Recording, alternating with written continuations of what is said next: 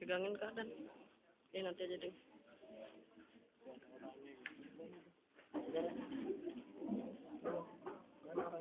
Keluar.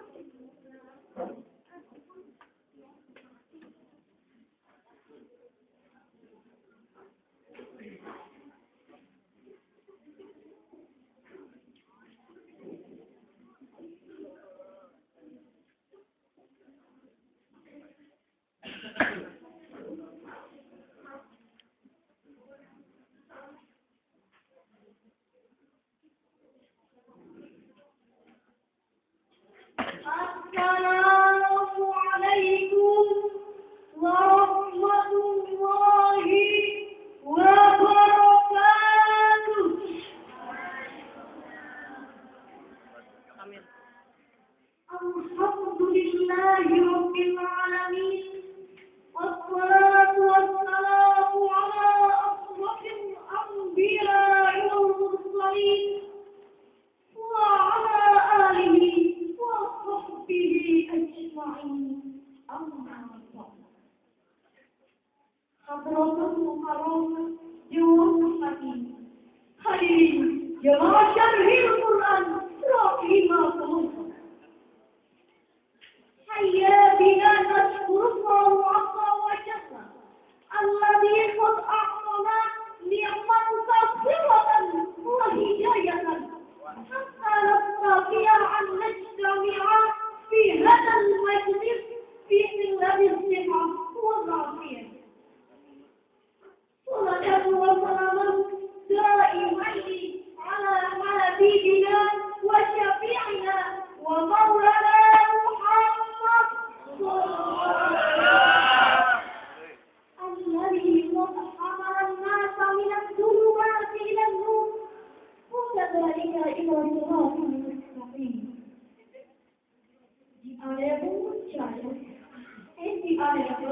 Ladies and gentlemen, the first of all, thanks to God in the name of Allah subhanahu wa ta'ala, the most greatest and grandest.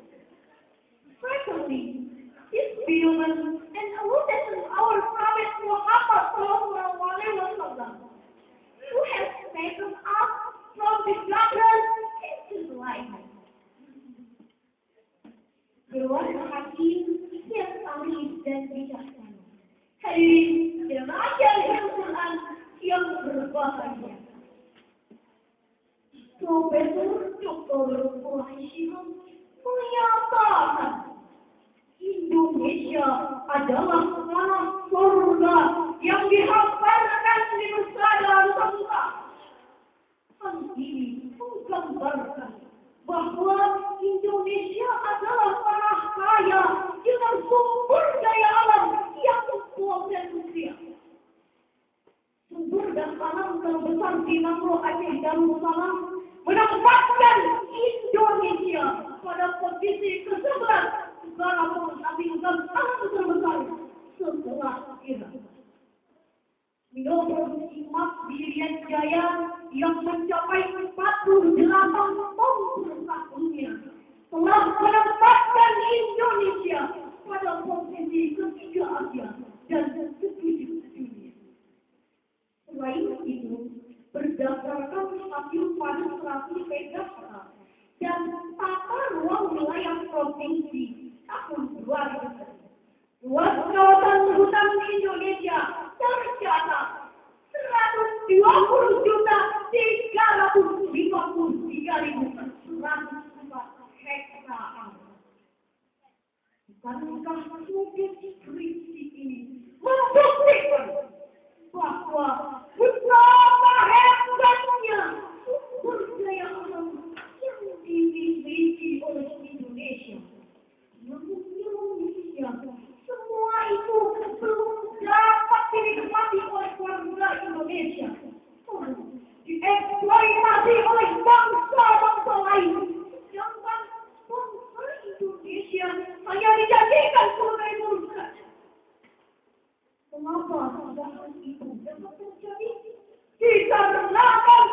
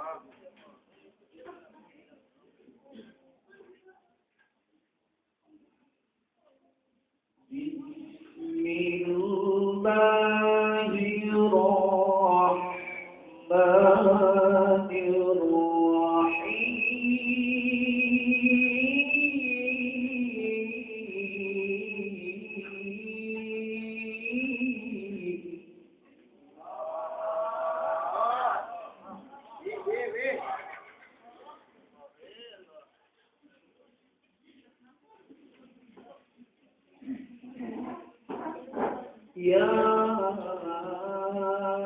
أيها الذين آمنوا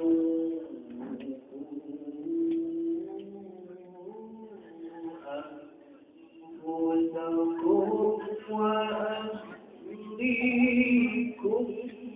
نارا. Ada yang ituin.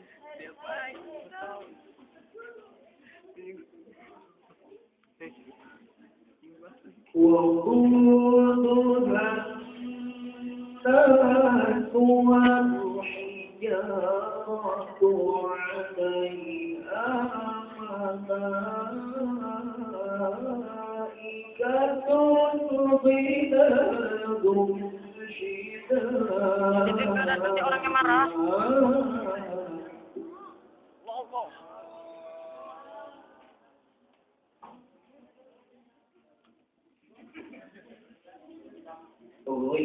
غلبان شداد لا يعصون الله ما أمرهم. Udah kadang, udahlah. Cuma marah orangnya. Dikebalik ini. لا يعصون الله ما أمرهم ويفعلون ما يؤمرون.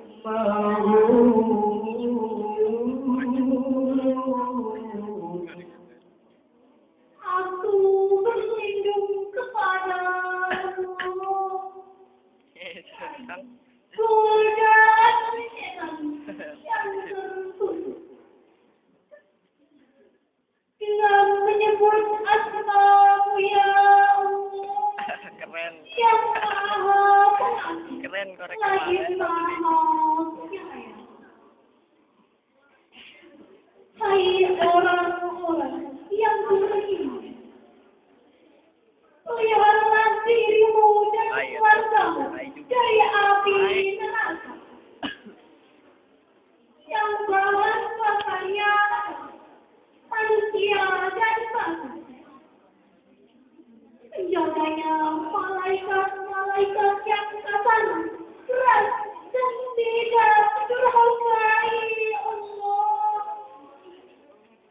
terhadap apa yang diperintahkan kepada mereka dan selalu mengerjakan apa yang diperintahkan. The Honorable Judges and the Honorable Ladies and Gentlemen.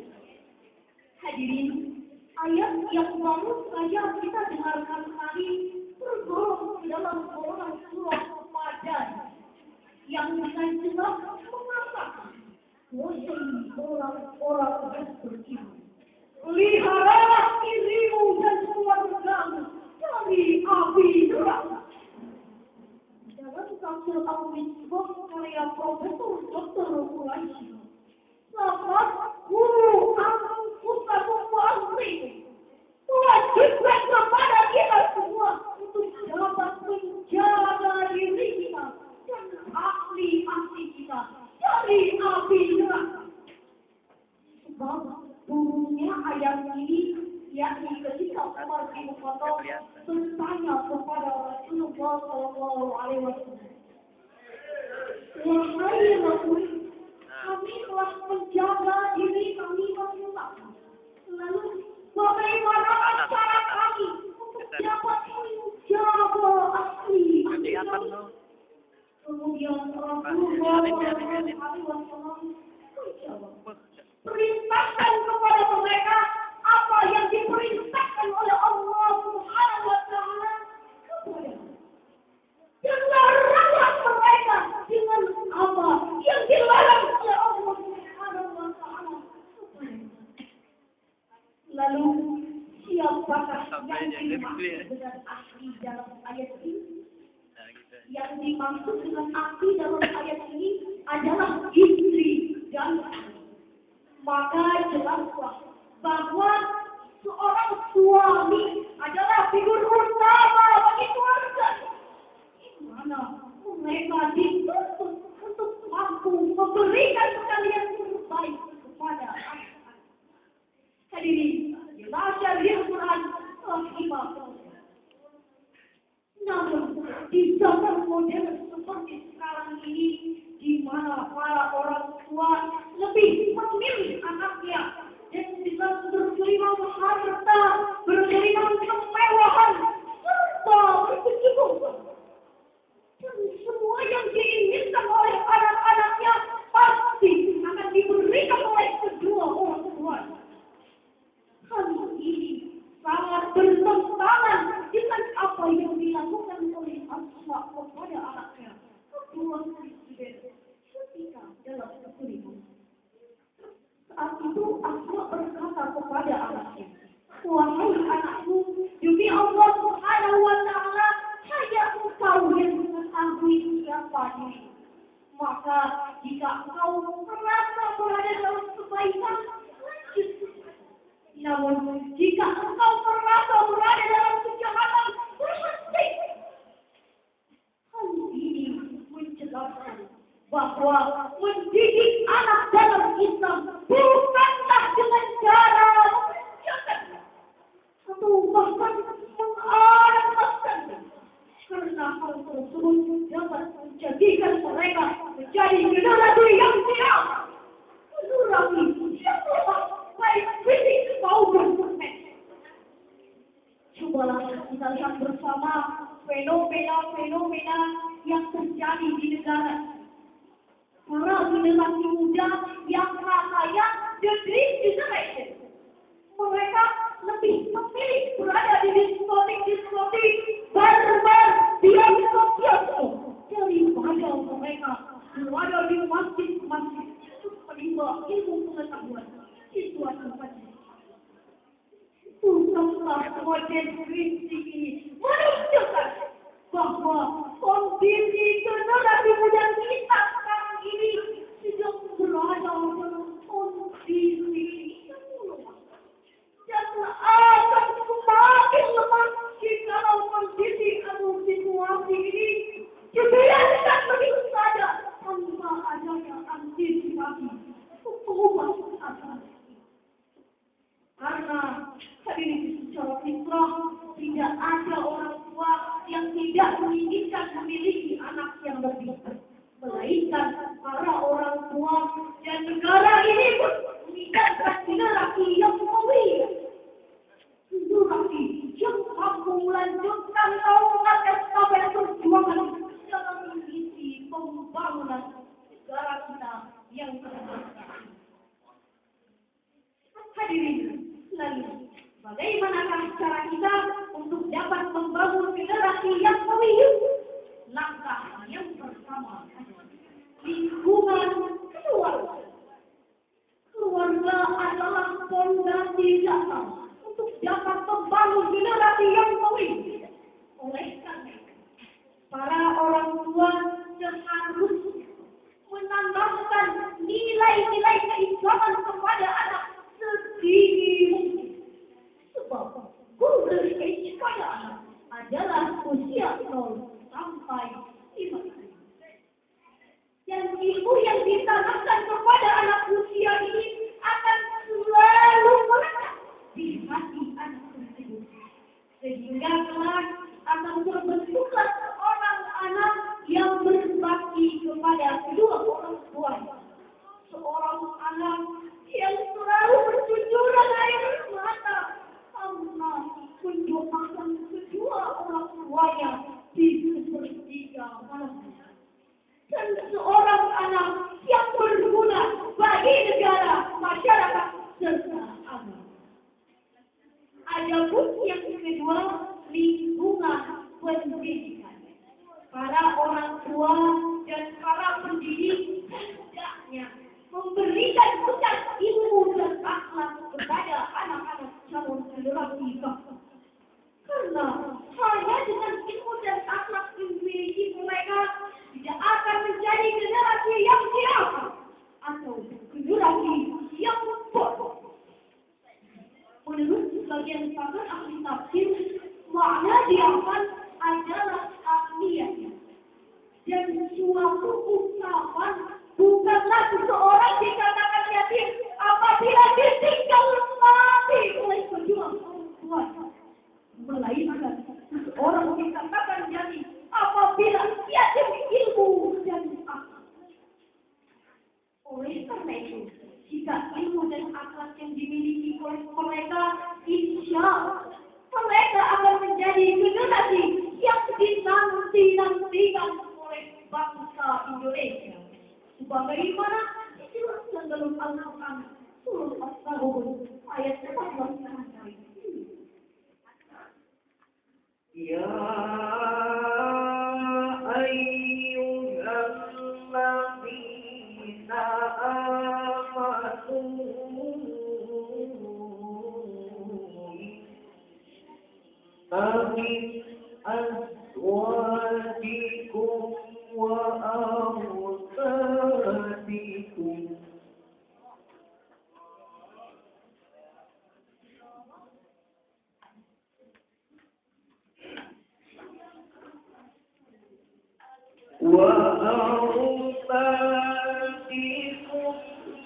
عدوا لكم فاحذروهم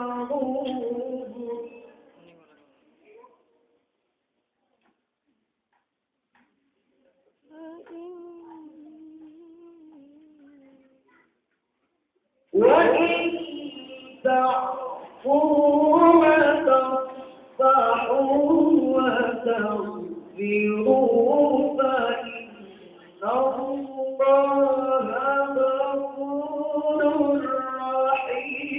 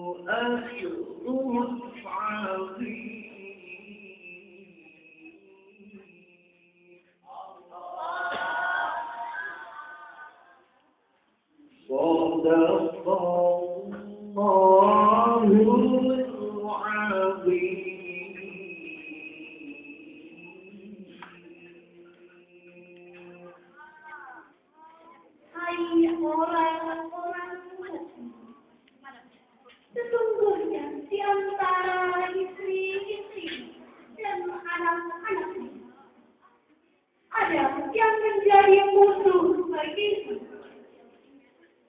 Maka berhati-hatilah kamu terhadap mereka. Dan jika kamu memaafkan dan tidak memarahi, mengampuni mereka, maka sesungguhnya Allah Maha Pengampun lagi Maha Penyayang.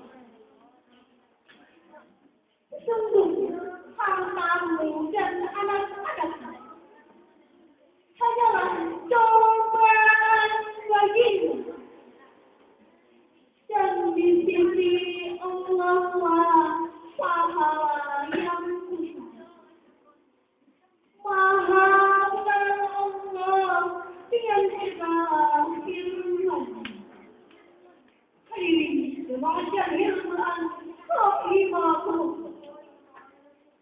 Ayat tadi berdasarkan sebuah kisah yang diriwayatkan oleh Ahmad dan Abu Dawud, bahwasanya Auf bin Malik As-Sayyad memiliki seorang istri dan anak yang selalu menangisi kepergiannya berbeda. Maka Auf bin Malik As-Sayyad telah menasihati mereka bahwa ia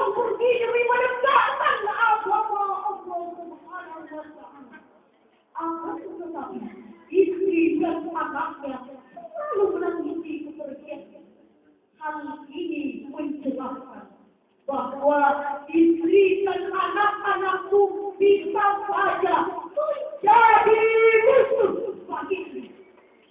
Oleh karena itu, perlu adanya pembekalan bagi mereka untuk menata akhlak mereka. Dalam tafsir Al-Azhar karya Profesor Dr. Hamka, ada 3 hal yang harus diberikan kepada anak-anak kita.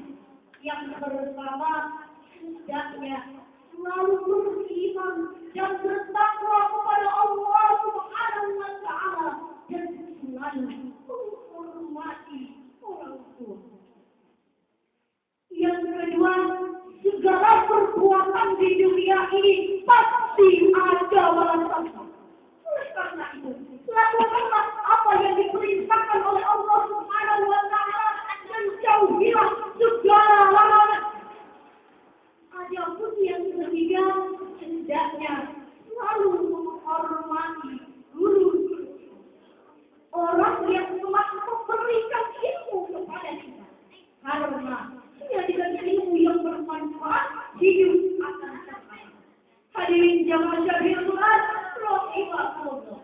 Akhirnya dari uraian tadi kita dapat ambil kesimpulan bahwa untuk dapat membangun generasi yang baik dalam rangka menciptakan sumber daya manusia yang berkualitas, yakni dengan memberikan modal yang terbaik bagi mereka. Ini diperlukan ilmu dan akal. Maka akan tercipta sebagai sumber daya manusia yang berkualitas. Hadirin, demikianlah yang dapat kami sampaikan. Ila liqa'i ma'as-salamah. Syukran akhiran ala ihtimam. I think not, and sorry if I have missed. And my last visit will offer Quran. Inna hadal Quran yahdi lillati hiya aqwam. So we'll be good finally. Wassalamu alaikum warahmatullahi wabarakatuh.